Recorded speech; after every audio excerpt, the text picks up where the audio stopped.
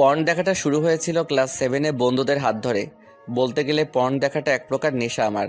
মাধ্যমিকের গণ্ডি পেরোতে না পেরোতেই নিষিদ্ধ পল্লীতে যেতে শুরু করলাম। বেশ ভালোই দিন কাটছিল আমার। বাবার ব্যবসায় আমার কোনো ইন্টারেস্ট ছিল না, তাই আমি একটা ব্যাংকে অ্যাপ্লাই করি, আর ভাগ্যক্রমে চাকরিটাও পেয়ে যাই।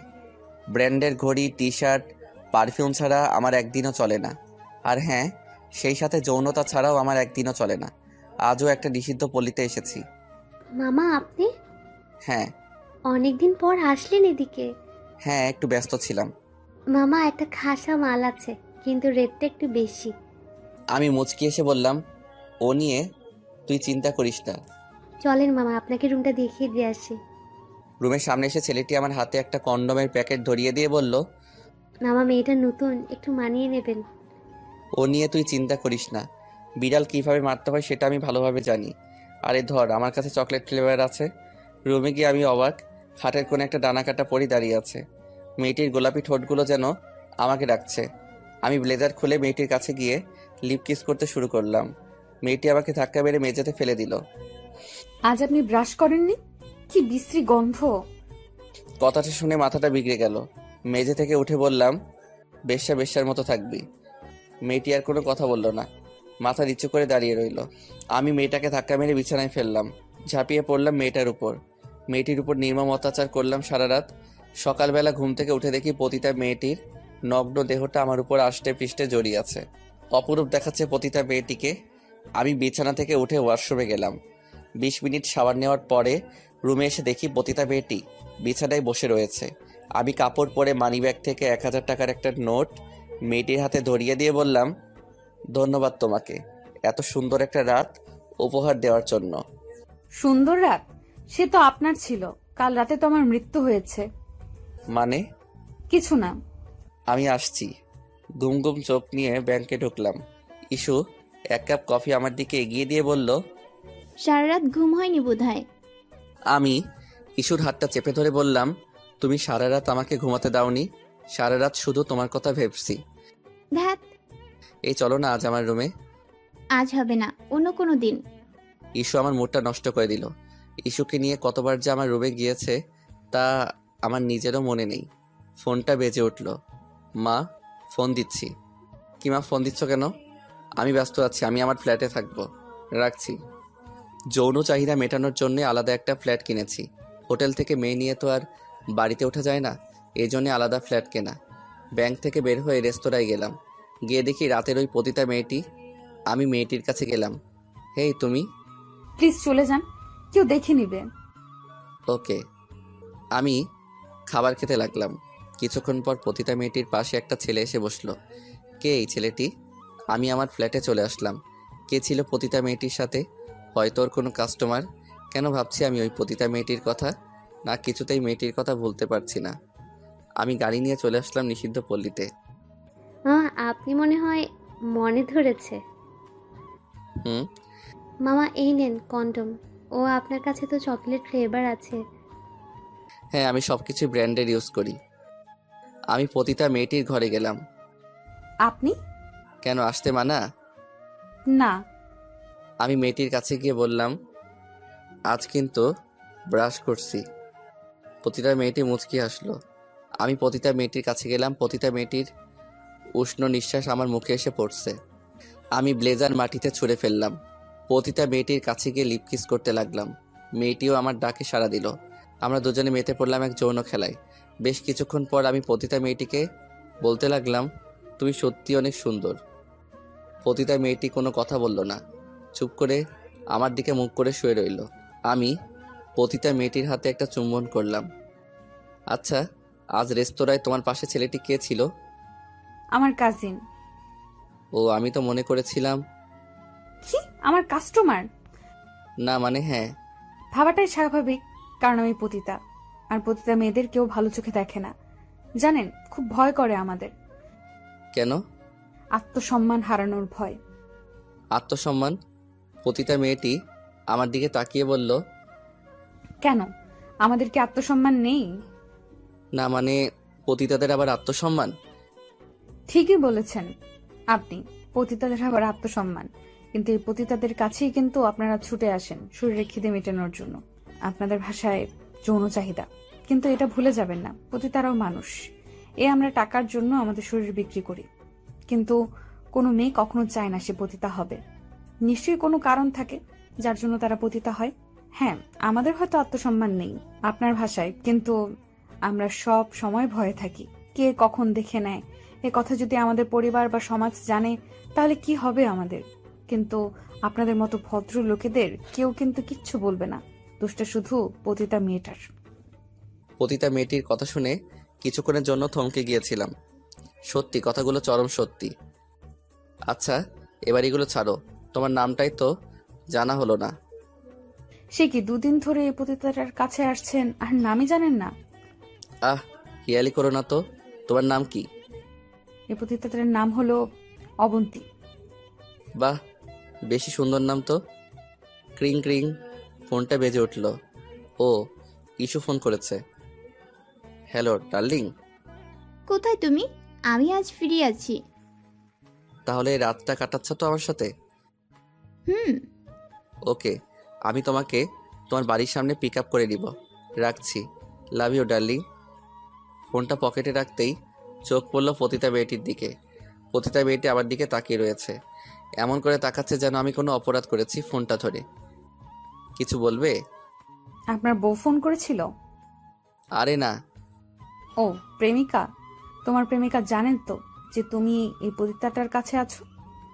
প্রেমিকা না, আমার কলিগ। এই ধরো 2000 টাকা। আমার রেট তো এত না। জানি, বাকিটা তোমার বকশিস আমাকে আনন্দ দেওয়ার জন্য। আনন্দ সব পতিতাই দেয়, তবে সবাইকে কি আপনি এমন করে বকশিস দেন? না মানে, আমি পকেটে থেকে আমার কার্ডটা বের করে পতিতা মেয়েটির হাতে ধরিয়ে দিয়ে বললাম, আমার ঠিকানা, বাসায় কেউ থাকে না, তুমি আসতে পারবে তো? না মানে, টাকা নিয়ে চিন্তা করো না, এই অরণ্য খুশি তো তুমি খুশি, আমি আসছি। আমি গাড়ি নিয়ে সোজা ইস্যুর বাসার সামনে আসলাম। আজ ইস্যু আরও একটা রাত আমার সাথে কাটাবে। হর্ন বাজাতেই ইস্যু বের হয়ে আসলো। You are looking so sexy Ishu. I know, কিন্তু হ্যাঁ, প্রোটেকশন ছাড়া কিন্তু তুমি আমাকে টাচ করবে না। ওয়াই? আমি প্রেগনেন্ট হতে চাই না। ওকে বাবা, এখন আমার মুড নষ্ট করো না, গাড়িতে ওঠো। বাই দ্য ওয়ে, কোথা থেকে আসছো তুমি? এই কাছে একটু কাজ ছিল। ইস্যু আমার পাশে বসে সেলফি তুলছে। আমি রেডিওটা চালালাম। রেডিওতে অরিজিৎ সিং এর একটা স্যাড সং চলছে। ইস্যু আমার কোলে বসে আমাকে কিস করছে, আর আমি ড্রাইভ করছি। ফার্মেসির দোকান দেখে আমি গাড়িটা থামালাম। কি হলো বেবি, এখানে গাড়ি থামালে কেন? তোমাকে তো আদর করতে হবে, আর তুমি তো আমাকে কন্ডম ছাড়া তোমাকে টাচ করতে দিবা না, এই জন্যই এখানে গাড়ি থামালাম। ও, সো কিউট। আচ্ছা তুমি বসো, আমি একটু আসছি। কি আনছো? হুম, কোন ফ্লেভার? তোমার পছন্দের চকলেট ফ্লেভার। আমি ইস্যুকে নিয়ে আমার ফ্ল্যাটে উঠলাম। আমি রুমে গিয়ে জোরে মিউজিক বাজাতে লাগলাম। কি হচ্ছে, এত জোরে মিউজিক কেন বাজাচ্ছো? একটু ওয়েট করো ডার্লিং, সব বুঝতে পারবে। আচ্ছা, আমি ড্রিঙ্ক নিয়ে আসছি। ওকে। আমি ড্রিঙ্কের গ্লাস ইস্যুর দিকে বাড়িয়ে দিলাম। ও ড্রিঙ্ক করছে। আমি ইস্যুকে একটানে আমার কাছে নিয়ে আসলাম। ইস্যু আমার টি শার্টটা একটানে খুলে ফেললো। ইস্যু আমার ঠোঁটে চুম্বন করতে লাগলো। ক্রিং ক্রিং, কলিং বেলটা বেজে উঠলো। হোয়াট দা, এখন আবার কে আসলো? জানো, তুমি একটু বসো, আমি দেখছি। আমি মুচকি এসে দরজাটা খুলে দিলাম, কারণ আমার প্ল্যান মাফিক সব হচ্ছে। এত দেরি করলি কেন? রাস্তায় জ্যাম ছিল গুরু। আয় ভিতরে আসো। গুরু, খেলা কি শুরু হয়ে গেছে? না, আজ আমি না, তোরা শুরু করবি আর আমি শেষ করব। ইস্যু ড্রিঙ্ক করছে, ওর কাঁধে হাত রাখলো। কি জান, এত দেরি করলে কেন?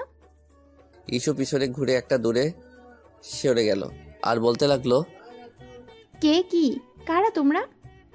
দোস্ত, এটা তো খাসামাল। What nonsense. অরণ্য, কারা ওরা? আর এখানেই বা কি করছে? আমি তখন ইস্যুর কাছে এসে বলতে লাগলাম, ডার্লিং, আজ ওরা তোমাকে মজা দিবে। হোয়াট? সর, আমি চলে যাব। তুই তো যেতে পারবে না ডার্লিং, দরজা নক করা। আমি কিন্তু চিৎকার করব। করো, চিৎকার করো, তোমার আওয়াজ কেউ শুনতে পারবে না। এই মিউজিক বাড়া, যা শালিকে নিয়ে এনজয় করো। না, ছাড়ো আমাকে। তুমি কাজটা ভালো করছো না অরণ্য। না না না না। আমি মিউজিকের সাউন্ড আরও বাড়িয়ে দিলাম, যেন ইস্যুর কান্নার আওয়াজ কেউ না শুনতে পারে। বেচারি ইস্যু মাই ডার্লিং, হা হা হা। আর ইস্যুকে ওরা ছিঁড়ে ছিঁড়ে খাবে।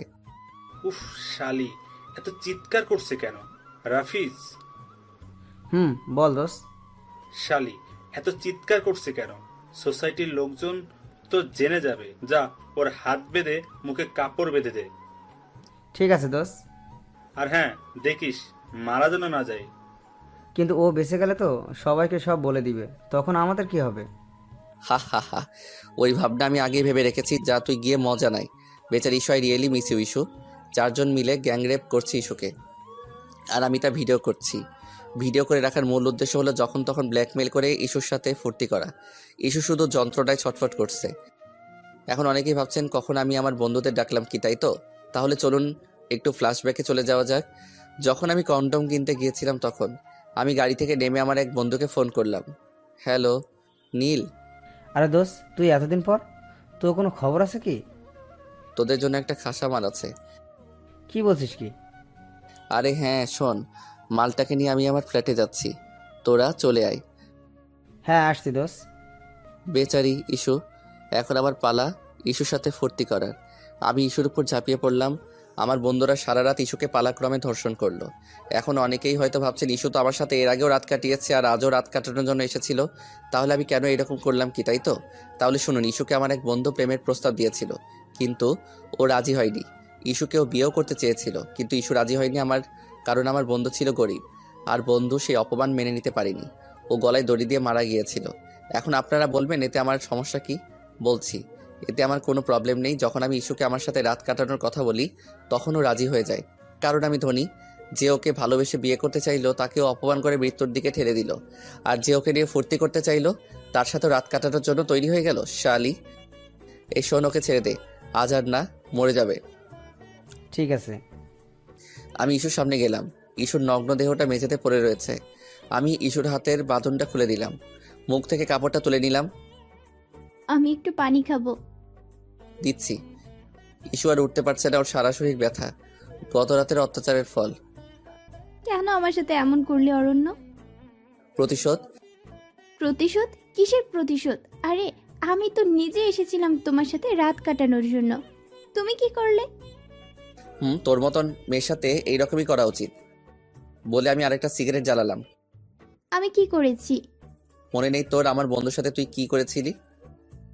কোন বন্ধু? হা হা হা, যে তোর জন্য মরেছিল। সৌম্য তোমার বন্ধু ছিল? হ্যাঁ। আমি পুলিশকে সব জানাবো, কাউকে ছাড়বো না, আমি কাউকে না। এ কাজ ভুলেও করিস না। হা হা হা। আমি একটা জ্বলন্ত সিগারেট ইস্যুর যৌন অঙ্গে চেপে ধরলাম, আর ইস্যু জোরে জোরে কাঁদতে শুরু করলো। আমি আরও একটা জ্বলন্ত সিগারেট ওর যৌন অঙ্গে চেপে ধরলাম আর বলতে লাগলাম, শোন, ভুলেও পুলিশের কাছে গিয়ে মুখ খুলিস না। আমি তো যাবই পুলিশের কাছে। Okay fine. আমি আরেকটা সিগারেট জ্বালালাম। আমার সিগারেট জ্বালানো দেখে ইস্যু বলতে লাগলো, না আর না, আমি আর সহ্য করতে পারছি না। সারা রাত ধরে তুমি আর তোমার 5 বন্ধু মিলে আমাকে ধর্ষণ করলে, আর এখন 2টা জ্বলন্ত সিগারেট আমার যৌনাঙ্গে চেপে ধরলে। আমি আর নিতে পারছি না। ঠিক আছে, আমি আর এই সিগারেট তোর যৌন অঙ্গে দিব না, কিন্তু আমার এই সিগারেটের যে ক্ষতি হলো তার কি হবে? হ্যাঁ পেয়েছি সাগর। হ্যাঁ দোস্ত, বল। আমার ইস্যু বেবির সাথে আরেকটু খেল তুই যা। আর হ্যাঁ, আমার ইস্যু বেবিকে কিন্তু মজা দিতে হবে। ও নিয়ে তুই চিন্তা করিস না। না অরণ্য, আর এমন করো না, আমি আর নিতে পারছি না। ও কামান বেবি, তোমার তো সেক্স একটু বেশি, তাই না? আমি চলে আসলাম, আর সাগর ইস্যুর সাথে মতে পড়লো। বেচারি ইস্যু শুধু চিৎকার করছে। কিছুক্ষণ পর সাগর আমার কাছে এসে বলতে লাগলো, দোস্ত, মালটা সেন্সলেস হয়ে গেছে। তুই যা ডাক্তারের কাছ থেকে কিছু মেডিসিন নিয়ে আয়, আর আসার সময় কিছু উইস্কি নিয়ে আসিস। আমি ঘরে গিয়ে দেখি ইস্যু সেন্সলেস হয়ে মেঝেতে পড়ে রয়েছে। আমি জল ছিটাতেই ও জেগে উঠলো। প্লিজ আমাকে ছেড়ে দাও। ছাড়বো জান, কিন্তু এখন একটা কল করো তোমার বাড়িতে, আর যা বলতে বলেছি তাই বলো, আর তা না করলে তুমি শেষ বেবি।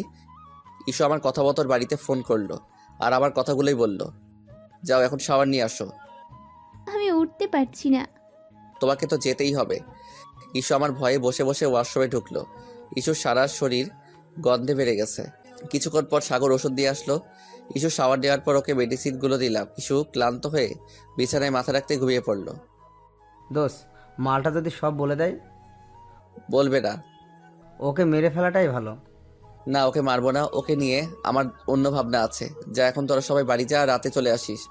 ঠিক আছে দোস্ত। ওরা সবাই চলে গেল আর ইস্যু ঘুমাচ্ছে। ক্রিং ক্রিং ফোনটা বেজে উঠলো। Unknown number. হ্যালো, জি আমি। নাম কি? হোটেলের সেই পতিতা। ও আচ্ছা, তোমার তো একটা নাম আছে তাই না? সবসময় পতিতা পতিতা ভালো লাগে না। আচ্ছা শোনো, চলো না আজ একটু পার্কে যাই, তোমার টাকা দিয়ে দিব। ওকে, কোথায় দাঁড়াবো? হোটেলের সামনে দাঁড়া, আমি গাড়ি নিয়ে আসছি 1 ঘন্টার মধ্যে। আমি ওয়াশরুমে গিয়ে 20 মিনিট শাওয়ার নিলাম, কালো একটা টি শার্ট পরলাম আর বডি পারফিউম লাগালাম। ঘর থেকে বের হব তখন ইস্যুর কথা মাথায় আসলো। আমি চলে গেলে যদি ও ওর বাসায় ফোন করে। হ্যাঁ, বুদ্ধি পেয়ে গেছি। আমি ঘর বন্ধ করে বের হয়ে পড়লাম। সবাই ভাবছেন কি করলাম, ইস্যুর কি, তাই তো? ঘর থেকে বের হওয়ার সময় ওর হাত পা বেঁধে মুখে কাপড় গেঁজে বসেছে আর ওর ফোনটা আমার কাছে এখন। হা হা হা। আমি একটা ফুলের দোকানে গাড়ি থামালাম, একটা ফুলের বুকে নিলাম পতিতা মেয়েটির জন্য। ফুলের বুকেটা নিজের মতন করে সাজালাম। এই প্রথম কোনো মেয়ের জন্য ফুল কিনলাম, আর তা না হলে তো চকলেট কিংবা প্রোটেকশন কিনতাম। পতিতা মেয়েটি আসবে তো? হ্যাঁ আসবে, কেন আসবে না? যদি না আসে ধ্যাত, আমি ওই পতিতাটার জন্য এত ভাবছি কেন? ক্রিং ক্রিং ফোনটা বেজে উঠলো। তুমি কি আসছো? কোথায় আসবো দোস্ত? তুই তো বললি রাতে আসতে। ও শিট, এটা তো সাগর না, কিছু না। ও, শোন, আসার সময় কিছু ভালো চকলেট, ফুল আর ব্র্যান্ডেড প্রোটেকশন আনবি। ওকে, আমি রাখছি। ওয়াও, পতিতা মেয়েটির কি ফিগার! আগে তো খেয়ালই করিনি। আজ পতিতা মেয়েটিকে অনেক সেক্সি লাগছে। ঠোঁট গোলাপি লিপস্টিক, খোপায় গোলাপ, পরনে রেশমি লাল শাড়ি। কে দেখলে বুঝবে যে ও একটা পতিতা? আমি গাড়ি নিয়ে পতিতা মেয়েটির কাছে গেলাম। গাড়ি থামিয়ে লুকিং গ্লাসটা খুলে বললাম, হে সেক্সি। কি বলছেন কি এসব? গাড়িতে ওঠো। পতিতা মেয়েটি আশেপাশে তাকিয়ে গাড়িতে উঠল। আমি ফুলের তোড়াটা পতিতা মেয়েটির হাতে দিয়ে বললাম, এই নগণ্য ফুলগুলো তোমার জন্য। নগণ্য কেন? ও, আমি পতিতা বলে? না, আমি সেটা বলি নাই। আমি বলতে চেয়েছি তোমার রূপের সামনে এই ফুলগুলো অতি নগণ্য। পতিতার আবার রূপ? Trust me, you are so hot and sexy. ফুলগুলো সত্যি অনেক সুন্দর। পছন্দ হয়েছে তোমার? হ্যাঁ, কেন হবে না? আমি পতিতা মেয়েটিকে আমার কাছে এসে বসতে বললাম। ও একটু সংকোচ বোধ করছে, কিন্তু ওর সাথে কিন্তু আমার রুম ডেট অলরেডি হয়ে গেছে। পতিতা মেয়েরাও লাজুক হয়, তা ওকে না দেখলে বিশ্বাস করতাম না। পতিতা মেয়েটি আমার কাছে এসে বসলো। আমি ওকে আমার বুকে নিয়ে আসলাম, ওর মাথায় একটা চুম্বন কেটে দিলাম। পতিতা মেয়েটি চুপ করে আমার বুকে মাথা রেখে বসে রয়েছে। কি হলো, কিছু বলছো না যে? কেন জানি না, তোমার বুকে মাথা রাখলে খুব শান্তি লাগে। মনে হয় দুনিয়ার সব দুঃখ কষ্ট ভুলে যায়। আমি পতিতা মেয়েটিকে আর শক্ত করে জড়িয়ে ধরলাম, আর ওর কপালে একটা চুমু দিলাম। আর আমি ড্রাইভ করছি আর পতিতা মেয়েটিকে জড়িয়ে আছি। তুমি হয়তো ভাবছো পতিতা মেয়েটি হয়তো কাস্টমার হাতছাড়া না করার জন্য এই মিষ্টি মিষ্টি কথা বলছে, কিন্তু বিশ্বাস করো এটাই সত্যি। তোমার বুকে মাথা রাখলে আমার খুব প্রশান্তি লাগে। আচ্ছা, আমি কি একবারও বলেছি এ কথা? না, তুমি বলনি, কিন্তু হয়তো তোমার মনে এই প্রশ্নটা আসতে পারে, তাই বললাম। আচ্ছা, তোমার পরিবারে কে কে আছে? বাবা মা আর একটা ছোট বোন ছিল। বোন ছিল মানে এখন কোথায়? ও আর নেই, চলে গেছে আমাদের ছাড়া, রাতের ওই তারা হয়ে। জানো, আমি প্রতিদিন রাতে আকাশের দিকে তাকিয়ে থাকি। আমার মনে হয় আমার বোন আমাকে দেখছে ওই আকাশ থেকে। কিভাবে মারা গেল তোমার বোন? অসুস্থ হয়ে, জানি না কি হয়েছিল ওর। 7 দিন জ্বরে বিছানায় পড়েছিল, আর 8 দিনের মাথায় ও চলে গেল না ফেরার দেশে। চিকিৎসা করাওনি? বাবা অসুস্থ ছিল, আমি তখন ইন্টার ফার্স্ট ইয়ারে। টাকা ছিল না ঘরে, 2 মুঠো খেতেও পারতাম না, আর চিকিৎসা করব কি দিয়ে? এই জন্য কি? হ্যাঁ, এজন্যই আজ আমি পতিতা। আমি বাধ্য হয়ে লাইনে এসেছি। কোথাও কোনো চাকরি পাইনি, কেউ সাহায্যের জন্য এগিয়ে আসেনি। এমন একদিন কেটেছে আমাদের, যেদিন আমরা 3 জন শুধু পানি খেয়ে দিন কাটিয়েছি। পতিতা মেয়েটি একটা সময় চুপ করে গেল। পতিতা মেয়েটির কথাগুলো শুনে আমার চোখের এক কোণে হয়তো একটু জল এসেছে, না হয়তো ধুলো গেছে। আমি শুধু পতিতার শরীর চাই আর কিছু না। ক্রিং ক্রিং পতিতা মেয়েটির ফোন বেজে উঠলো। পতিতা মেয়েটি ওর ব্যাগ থেকে ফোনটা বের করে বলতে লাগলো, জি আম্মু, ঠিক আছে, আসার সময় আমি বাবার জন্য ওষুধ নিয়ে আসবো, তুমি চিন্তা করো না। আচ্ছা, তোমার বাড়িতে জানে যে তুমি এসব কাজ করো? না, আমার মনে হয় কোনো পতিতার বাড়ির লোক কেউ জানে না যে সে একজন পতিতা।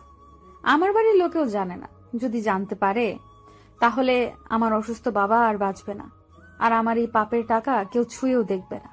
জানো, আমারও স্বপ্ন ছিল আমি কারোর বাড়ির বউ হব, সুন্দর করে সংসার করব, কিন্তু আল্লাহ হয়তো তা চাননি। জানো, আমার স্বপ্ন ছিল রোজ সকালে আমি নামাজ পড়ে আমি আমার হাজবেন্ডকে অফিসে যাওয়ার জন্য তৈরি করে দিব, কিন্তু তা মনে হয় আর কোনো দিনও সম্ভব না। কেন সম্ভব না? কে বিয়ে করবে একজন পতিতাকে? আমাদের নিয়ে ফুর্তি করা যায়, যৌন চাহিদা মেটানো যায়, কিন্তু বিয়ে করা যায় না। আর কোনো কথা না প্লিজ। আমি পতিতা মেয়েটির ঠোঁটে চকলেট লাগিয়ে চুম্বন করতে লাগলাম। পতিতা মেয়েটি নিঃশব্দে আমার অত্যাচারগুলো মেনে নিচ্ছে। এক পর্যায়ে আমি নিজেকে সামলাতে না পেরে মতে পড়লাম এক যৌন খেলায়। পতিতা মেয়েটি এটাকে সাড়া দিচ্ছে না। না, আমার মুড নেই। পতিতাদের আবার মোট। হ্যাঁ, ঠিকই বলেছ, পতিতাদের আবার মুড। যখন চাইবে তখন পতিতাদের শরীর তোমরা ভোগ করতে পারবে, কারণ আমরা পতিতা। পতিতালয়ে পতিতাদের কোনো পছন্দ অপছন্দ থাকতে নাই। কাস্টমার যা চায় সেই সেবাই পতিতাদের দিতে হবে, হোক না পতিতাদের শরীর খারাপ। তাতে কি হয়েছে? শরীর খারাপ নিয়ে পতিতাকে শুতে হবে তার কাস্টমারের সাথে। জানো, যেদিন প্রথম আমি এই লাইনে আসি সেদিন আমার প্রচন্ড শরীর খারাপ, কিন্তু কি করব, ঘরে চাল নেই। অসুস্থ বাবাকে নিয়ে ডাক্তারের কাছে গেলাম। তখন ডাক্তার বাবাকে দেখে আমার কাছে এসে বলল, আমার বাবা কি বাঁচবে না? কেন বাঁচবে না? তবে হ্যাঁ, আমি কিছু মেডিসিন লিখে দিচ্ছি, তা খাওয়ালে ভালো হয়ে যাবে। কিন্তু আমার কাছে তো টাকা নেই। তখন ডক্টর আশেপাশে তাকিয়ে আমার হাত চেপে ধরে বলল, টাকা নেই তো কি হয়েছে মামুনি, আমি তো আছি। আমাকে একটু আদর করে দাও, তোমার বাবার ঔষধ আমি ফ্রিতে দিব। কি বলছেন কি? ছাড়ুন আমার হাত। যা, সম্মান নিয়ে বাড়ি যা। দুদিন পর তোর বাবা যখন মারা যাবে ঔষধ না পেয়ে, তখন সম্মান ধুয়ে পানি খাস। না, এমনটা বলবেন না। তাহলে রাজি আমার সাথে রাত কাটানোর জন্য? হ্যাঁ, আমি রাজি। সেদিন প্রথম হোটেলে যাই। আমি বোরকা পরে গিয়েছিলাম যেন কেউ আমাকে চিনতে না পারে। আমি খুব ভয়ে ভয়ে যাই। হোটেল আমার কাছে আগে হোটেল মানে ছিল যেখানে সবাই নাস্তা খেতে আসে, কিন্তু সেদিন বুঝেছিলাম হোটেল শুধু নাস্তা নয়, কিছু জানোয়ার মেয়েদের খাওয়ার জন্যও আসে। ডাক্তার সেদিন রাতে আমাকে ছিঁড়ে ছিঁড়ে খেয়েছিল। আমি আমার জীবনের কালো অধ্যায় শুরু করি সেদিন থেকে। আমি যন্ত্রণায় কুঁকড়ে গিয়েছিলাম, কিন্তু ডাক্তার আমাকে ছাড়েনি। সারা রাত অত্যাচার করার পর সকালবেলায় আমার হাতে 2000 টাকা ধরিয়ে দেয়। হোটেলের ম্যানেজার আমাকে প্রস্তাব দেয় এই কালো জীবন শুরু করতে, আর আমিও কোনো উপায় না পেয়ে দেখে রাজি হয়ে যাই। আর এরই পরের দিন আসো তুমি। আমার সেদিন খুব শরীর খারাপ ছিল, কারণ গত রাতে ডাক্তার আমাকে ভোগ করেছিল। আর এর পরের রাতে আসো তুমি। সেদিন তোমার সব রাগের জ্বালা মিটিয়েছিলে তুমি আমার উপর। সেদিন তোমার শরীর খারাপ ছিল? হ্যাঁ, এখন হয়তো তুমি বলবে পতিতাদের আবার শরীর খারাপ। সরি, পতিতাদের এত কষ্ট আর আমরা ওদের মন না বুঝেই আগে ওদের কাপড় খুলি। সত্যি খুব খারাপ লাগছে। এখন আমি আর পতিতা মেয়েটি পার্কে ঢুকলাম। চারপাশে তেমন লোকজন নেই, নিরিবিলি চারপাশটা। তোমার ভালো লাগছে? হ্যাঁ, চারপাশটা বেশ নিরিবিলি। পাখি কুকু করে ডাকছে। আমি আর পতিতা মেয়েটি হাত ধরে হাঁটছি। আমি একটা জবা ফুল ছিঁড়ে পতিতা মেয়েটির খোপায় গজে দিলাম। ক্রিং ক্রিং ফোন বেজে উঠলো। হ্যাঁ সাগর বল, তোকে বললাম না কিছু প্রোটেকশন আর দামি চকলেট নিয়ে আসিস, টাকা আমি দিয়ে দিব যত সব। পতিতা মেয়েটি আমার দিকে তাকিয়ে রইল। প্রোটেকশনের মানে পতিতা মেয়েটি বেশ ভালো করে জানে, হয়তো এই জন্যই। কিছু বলবে? তুমি কি বিবাহিত? না, আর কয়বার বলবো? হ্যাঁ, তুমি হয়তো প্রোটেকশন আনার কথা শুনে ভাবছো আমি বিবাহিত। আরে ওটা আমার বন্ধুর জন্য আনতে বলছি। আমি এত এক্সপ্লেন কেন করছি এই পতিতাটাকে? ও শুনলে কষ্ট পাবে এই ভেবে কি? না, আমি ওর কাস্টমার, আর কিছু না। আমার ওকে দরকার আর ওর দরকার আমার টাকার। আমাদের সম্পর্কটা এই অবধি। কি ভাবছি কি এসব? আমি ভালোবাসার পতিতাকে ধ্যাত, ওর সাথে ফুর্তি করা যায় কিন্তু ভালোবাসা না। ওকে নিয়ে ফুর্তি করার জন্য আমার টাকায় যথেষ্ট, এতে ভালোবাসা নেই। কিন্তু এসব প্রশ্ন আসছে কোথা থেকে? এত ভাবছি কেন আমি পতিতাটাকে নিয়ে? এই তো প্রথম পতিতা নয়, আমার জীবনে এর আগে আরও অনেক পতিতার সাথে রাত কাটিয়েছি আমি, কিন্তু তাদের নিয়ে তো আমি এত ভাবিনি।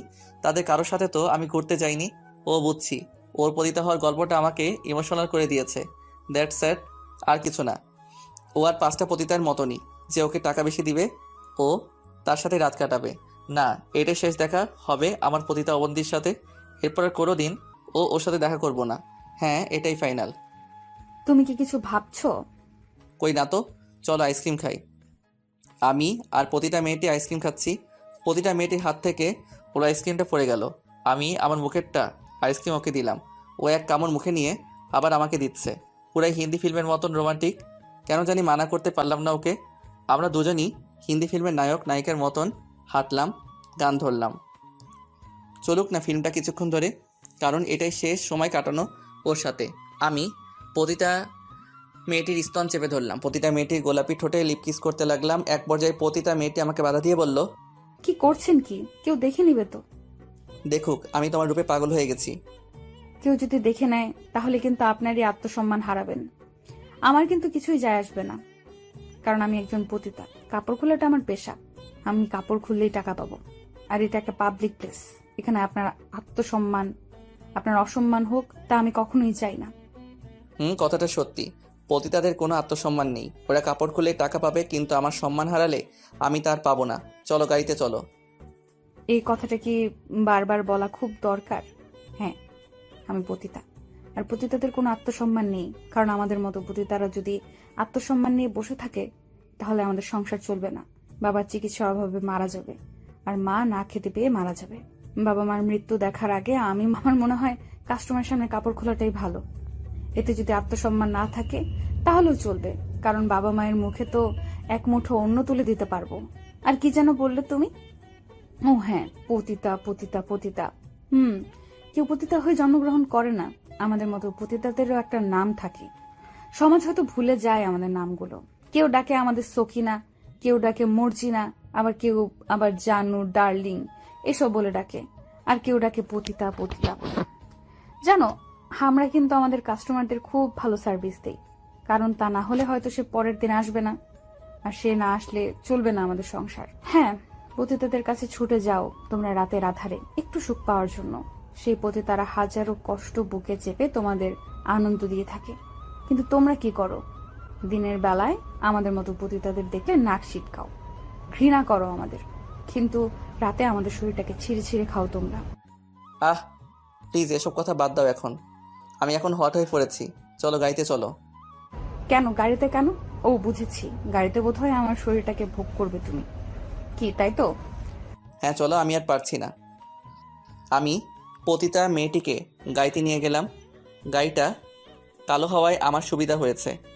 আমি গাড়ির সব কাজ লাগিয়ে ফেললাম। প্রতিটা মেয়েটি আমার পাশে বসে রয়েছে। আমি প্রতিটা মেয়েটির উপর ঝাঁপিয়ে পড়লাম।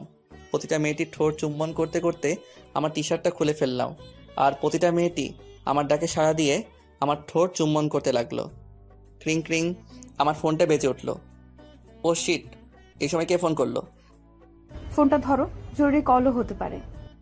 আমি মোবাইলটা হাতে নিলাম। মা ফোন করেছে। আমি ফোনটা কেটে দিয়ে আবারও প্রতিটা মেয়েটির উপর ঝাঁপিয়ে পড়লাম। প্রতিটা মেয়েটির আমার কাছে একটা চুমু কাটলো। আবারও ফোনটা বেজে উঠলো। ও শিট, আবারও ফোন। Damn my foot. ফোনটা ধরো না প্লিজ। হ্যালো মা, এত কল দিচ্ছ কেন? ফোন কেটে দিচ্ছে, বুঝছো না যে আমি ব্যস্ত? কি বললে? বাবা অসুস্থ? আমি এখনই আসছি। তোমার বাবা অসুস্থ? হ্যাঁ, আমাকে এখন যেতে হবে। আজ আর তোমাকে আদর করা হলো না, অন্য কোনো দিন। আমি তাড়াতাড়ি শার্টটা পরে নিলাম। গাড়ি ড্রাইভ করতে লাগলাম। এই শেষ দেখা তোমার সাথে। শেষবারের মতন তোমাকে নিজের করে পেলাম না। তোমার সাথে দেখা না হলে হয়তো বুঝতে পারতাম না পতিতালয়ের পতিতাদেরও এত কষ্ট। সত্যি তোমাকে খুব মিস করবো অবন্তী। অবন্তী আমার পাশে বসে বাইরের দিকে তাকিয়ে রয়েছে। আমি হোটেলের সামনে এসে গাড়ি থামালাম। প্রতিটা মেয়েটি গাড়ি থেকে নামলো। আমি প্রতিটা মেয়েটির হাতে 2000 টাকা ধরিয়ে দিয়ে বললাম, এই নাও তোমার টাকা। মাফ করুন, আমি এই টাকা নিতে পারবো না, কারণ আমি কাপড় না খুললে টাকা নেই না, আর আমি অন্যের দয়া গ্রহণ করি না। আমি হয়তো পতিতা হতে পারি, কিন্তু আত্মসম্মান বোধটা আমার আছে। চলে আসবেন হোটেলে, আপনার শরীরে খিদে মেটাবেন। ওকে, আমি আসছি। কে এই মেয়ে? অন্য কেউ হলে টাকাটা নিত, আর ও টাকাটা নিল না। আমি তাড়াতাড়ি ড্রাইভ করে বাড়িতে গেলাম। অনেকদিন পর নিজেদের বাড়িতে আসলাম। মা বাবার কি হয়েছে? কিছু হয়নি। তাহলে আমাকে কেন ডেকে আনলে মিথ্যা বলে? কেন, তুই কি এ বাড়ির সন্তান না? আমাদের কি মন চায় না তোকে দেখতে? আর তুই কখনো আসিস না আমাদের বাড়িতে, নিজের মতন থাকিস। আর তোর ছোট ভাইকে দেখ, আমাদের কত যত্ন করে, ব্যবসা দেখাশোনা করে। আর তুই বড় হয়ে... হ্যাঁ, আমি তো খারাপ।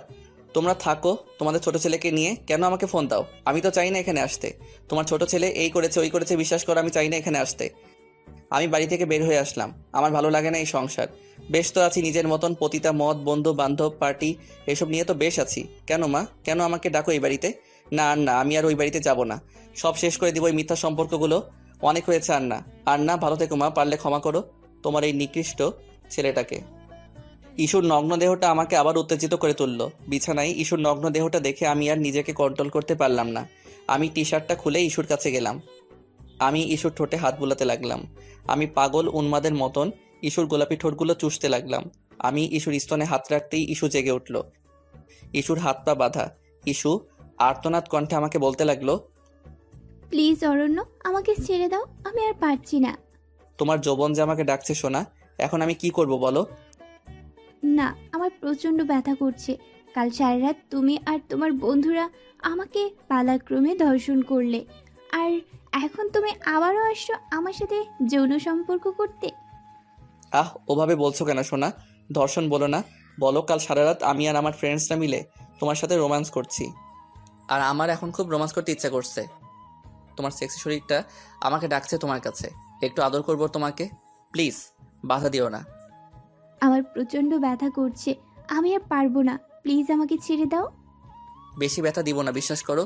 একটু আদর করবো শুধু তোমাকে। সত্যি বলছি মাইরি, তুমি একটা চিজ। তোমাকে দেখলে যে কোনো ছেলে নিজেকে কন্ট্রোল করতে পারবে না। তোমার কোনো দিনও ভালো হবে না অরণ্য। আমি এই কথা শোনা মাত্র ঠাস করে একটা থাপ্পড় মারলাম ইস্যুকে, আর বলতে লাগলাম, ও সরি। আমি জানো কি ব্যথা পাইছে? শোনো, এ কথা শাস্তি আমি এখন দিচ্ছি। খুব বার বেড়েছে তোর, তাই না? আমি ইস্যুর সাথে শুরু করলাম অত্যাচার। আমার শরীরের সমস্ত রাগ মিটিয়ে দিলাম ইস্যুর উপর। প্রতিটা মেয়েটির ভালোবাসা ও যৌনতা এখন পেল ইস্যু। কিছুক্ষণ পর আমি ক্লান্ত হয়ে ইস্যুর পাশে শুয়ে পড়লাম। ইস্যু, তুই সত্যি আজ অনেক আনন্দ দিলে আমাকে। তোমার সেক্সি শরীরটা দেখে আমি আর পারলাম না নিজেকে সামলাতে। You are too hot Ishu. Please আমাকে ছেড়ে দাও, আমার প্রচন্ড ব্যথা করছে, আমি আর পারছি না। কি দোষ ছিল আমার? এটাই কি দোষ আমার যে আমি তোমার বন্ধুদের প্রস্তাব রিজেক্ট করেছিলাম? না, সেটা তোর দোষ না। আমার বন্ধু তোকে ভালোবেসে প্রস্তাব দিয়েছিল তোকে বিয়ে করার, কিন্তু তুই তাকে অপমান করেছিস। এটা তোর দোষ না। তোর ভালো লাগে না তাই তুই ওকে রিজেক্ট করছিস। তাহলে ভাবছিস কি তোর দোয়া? শোন, তাহলে আমি যখন তোকে প্রস্তাব দিলাম আমার সাথে সেক্স করার জন্য বিয়ে ছাড়া, তখন তুই রাজি হয়ে গেলি। আর আমি তো তোকে শুধু খেতে চেয়েছিলাম, আর তুই এক কথায় হ্যাঁ বলে দিলি। দিনের পর দিন আমার এই ফ্ল্যাটে এসছিস, আমার সাথে ফিজিক্যাল হয়েছিস, তখন কিছু যায় আসেনি তোর?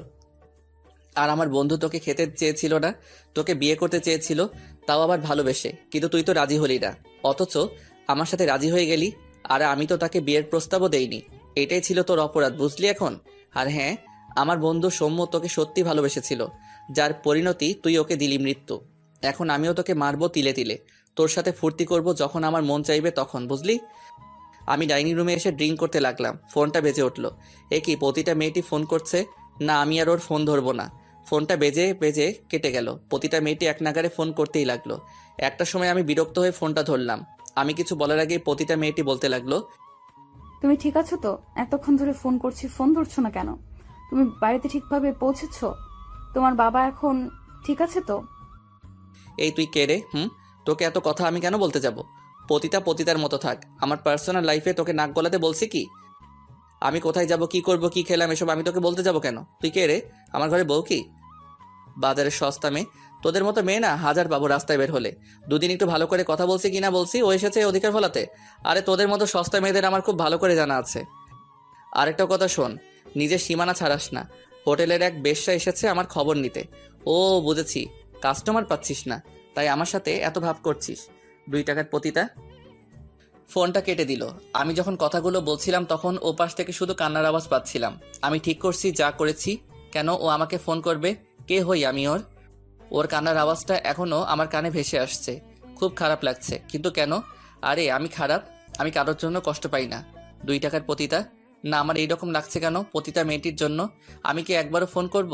না, ফোন করব না। কেউ কিন্তু এতগুলো কথা আমি কেন ওকে বললাম? ফোনটা রেখে দিলেই তো পারতাম। না না না, আর ভাববো না আমি ওই পতিতা মেয়েটির কথা। Who's she is nothing. কিছুক্ষণ মোবাইলটার দিকে তাকিয়ে থেকে আমি ফোন করলাম। আপনি যেই নাম্বারে ফোন করেছেন সেই নাম্বারটি এখন বন্ধ আছে। ফোনটা বন্ধ কেন? পতিতা মেয়েটির ফোন বন্ধ কেন? তাহলে কি ও আমার উপর রাগ করলো? সে করুক, তাতে আমার কি? কিন্তু আমার এইরকম লাগছে কেন? না, এটা আমার মনের ভুল। আমি ক্লান্ত তাই এইরকম মনে হচ্ছে। যাই একটু সাবান নিয়ে আসি, তারপর হয়তো একটু ভালো লাগবে। কিরে, কন্ডম কই? আরে আনছি দোস্ত, টেনশন মাতলো। যা, খেলা শুরু করে দে। দোস্ত, মেয়েটা তো বাঁচবো না। কাল রাতে আমরা 5 জন মিলে রেপ করছি, আর আজ যদি একই কাজ করি তাহলে মেয়েটা মনে হয় না আজ বাঁচবো। আরে না, ওর কিছু হবে না। শালি প্রফেশনাল, প্রথম প্রথম একটু ন্যাকামি করব, কিন্তু পরে ঠিক হয়ে যাইব।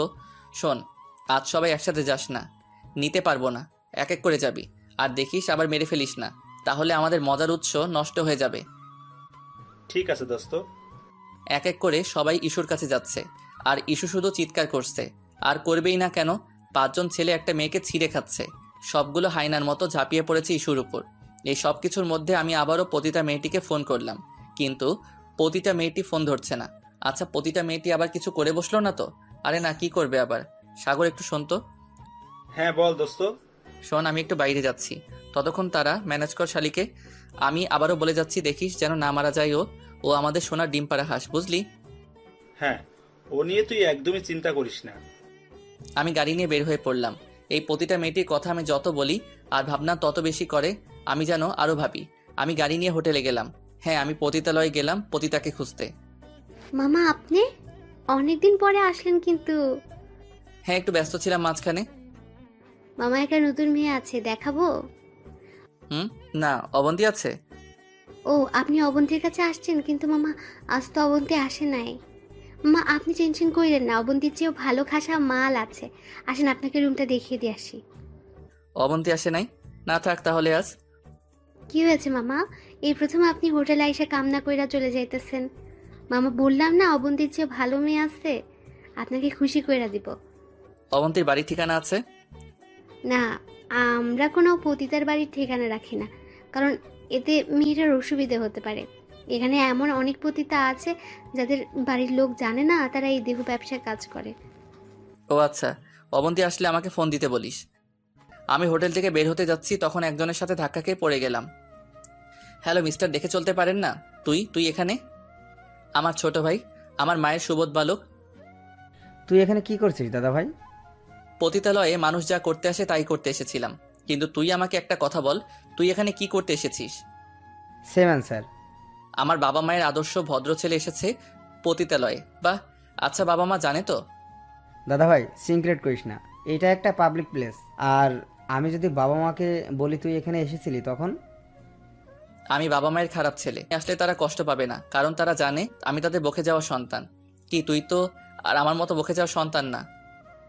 শোন, আমি এই নিয়ে তোর সাথে কোনো ডিসকাশনে যেতে চাই না। ওকে।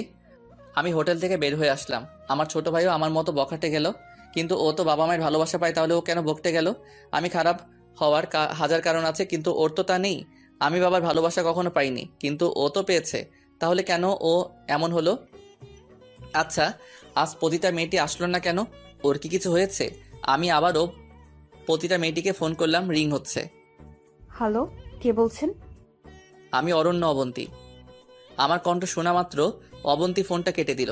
আমি আবারও ফোন করলাম, ফোনটা বন্ধ বলছে। তাহলে কেউ ইচ্ছে করে ফোনটা কেটে দিল? বুঝেছি, আমার কথাগুলো হয়তো ওকে হার্ট করেছে, কিন্তু ওর এই আচরণ যে আমাকে হার্ট করলো তার বেলা না। এখানেই শেষ এই পতিতা আর তার কাস্টমারের গল্প। আমি আর ভাববো না পতিতার কথা। কিছু কিছু কথা না বলাই ভালো, থাক না সে মনের আড়ালে। তুমি হয়তো কোনোদিনও জানতে পারবে না অবন্তী আমার মনের কথাগুলো। পতিতা আর তার কাস্টমারের গল্প রচনা হবে আবারও, কিন্তু সেখানে থাকবে না মিষ্টি অবন্তী, কিন্তু কাস্টমারের ভূমিকায় আমি থাকবো। কিন্তু পতিতা হয়তো তোমার মতন হবে না। সত্যি, আমার দেখা তুমি সেরা পতিতা। আর না, অনেক হয়েছে, এই গল্পের ইতি এখানেই টানবো। আমি বরং বাড়ি গিয়ে আমার ইস্যু বেবির সাথে ফুর্তি করি গিয়ে। ইস্যু মাই ডার্লিং, আমি আসছি। আমি একজন পতিতার ছেলে, আমার মা একজন পতিতা ছিলেন। পরবর্তীতে আমার বাবা না ওই মানুষটা আমার মাকে বিয়ে করেন। বিয়ের সময় আমি আমার মায়ের গর্ভে ছিলাম। কে যে আমার বাবা তা আমার মাও জানে না।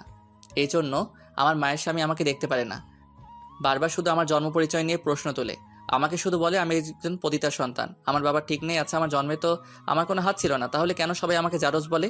আমার মায়ের সামনে আমাকে এগুলো বলতো। আমার মায়ের স্বামী মা অনেক কষ্ট পেত, লুকিয়ে লুকিয়ে কাঁদতো। আমি কোনোদিনও মায়ের কাছে জানতে চাইনি আমার জন্ম পরিচয়, কে আমার বাবা। হয়তো আমার মতনই কোনো নরপিশাচ হবে। আমি যখন ক্লাস 10-এ পড়ি তখন স্কুলে একটা মেয়েকে আমার ভালো লাগতো, যা হয় আর কি।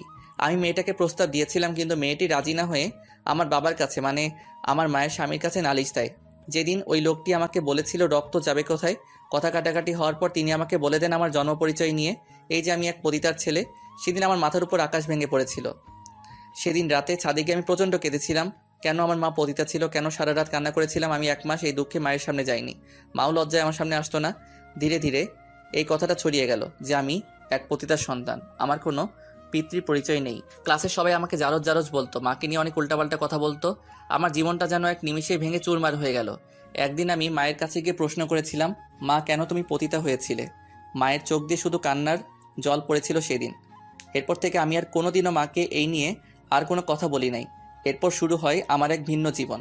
আমার চাহিদাগুলো সব আমি মিটিয়েছি। ব্যাংকের চাকরি করে আলাদা একটা ছোট ফ্ল্যাট কিনে নিজের জীবন শুরু করি। মদ, নেশা, মেয়ে এগুলো হয়ে পড়ে আমার নিত্যদিনের সাথী। আমি পার্ট করতে শুরু করি, মেয়েদের নিয়ে ফুর্তি করতে শুরু করি। জানি আমি খারাপ, কিন্তু আমি তো এমন হতে চাইনি। আমিও আর 10টা ছেলেদের মতো স্বপ্ন দেখতাম। ক্লাসে ফার্স্ট থেকে কখনো সেকেন্ড হতাম না। আমিও চেয়েছিলাম আমি বড় হয়ে ডাক্তার হব, কিন্তু আমি হতে পারিনি। যখন আমি মেডিকেল পরীক্ষা দেই, আমি চান্স পেয়েছিলাম, কিন্তু ভর্তির ফ্রি আমি দিতে পারিনি। আমার মায়ের স্বামীর কাছে চেয়েছিলাম, উনি দেননি, কারণ ওনার নিজের ছেলে মেডিকেলে চান্স পেয়েছিল না। মূলত হিংসা থেকে উনি আমাকে টাকা দিয়েছিল না। আমি ওনার পা ধরে কেঁদে বলেছিলাম আমাকে টাকা দেওয়ার জন্য।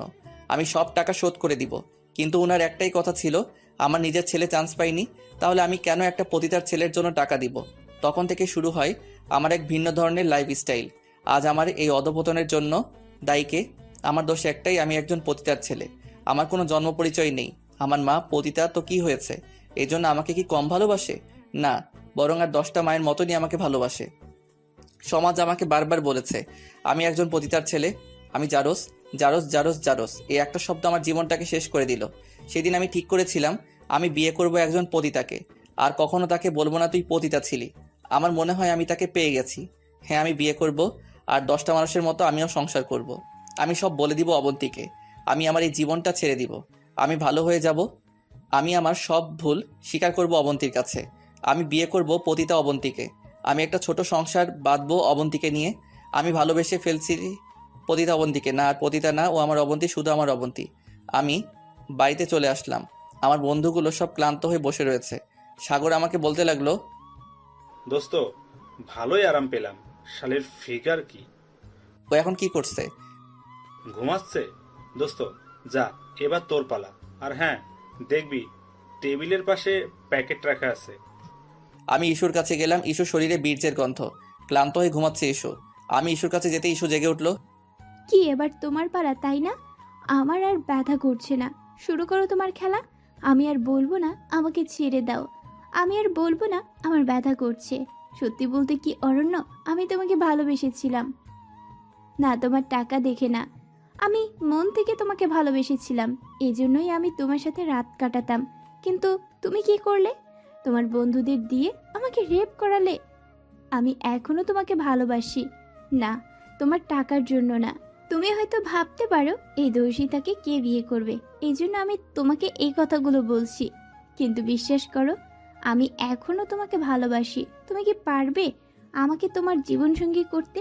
হয়তো পারবে না, কিন্তু আমি অপেক্ষা করব শুধু তোমারই জন্য, শুধু তোমারই জন্য। অরণ্য, তুমি এই জীবনটাকে পারবে তুমি রাঙাতে? পারবে না আমাকে বিয়ে করতে?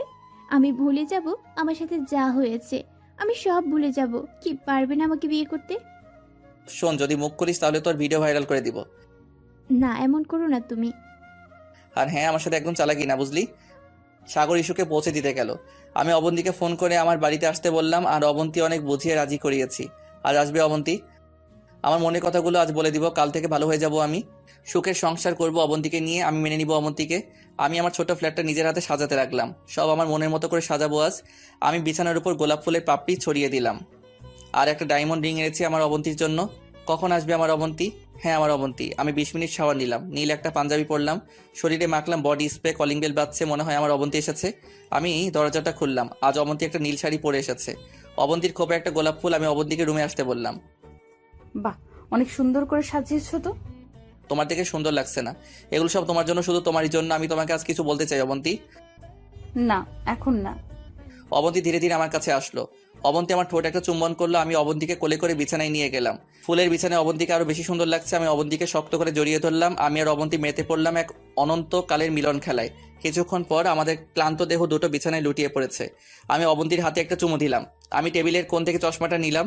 আমাদের উষ্ণ নিঃশ্বাস প্রশ্বাসে চশমাটা খোলা হয়ে গেছে। অবন্তী চশমাটা পরিষ্কার করে দিল।